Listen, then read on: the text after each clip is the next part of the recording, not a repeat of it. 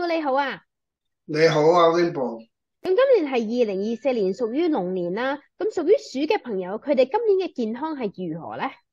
老鼠咧就同龍咧正三合，12生肖裏邊居首位嘅。今年樣樣都會順利，逢凶化吉，所以就算佢精力太過充沛啊，好急做嘢啊，碰碰撞撞，小事會有，大事都冇事，所以今年都幾強健嘅身體，恭喜你！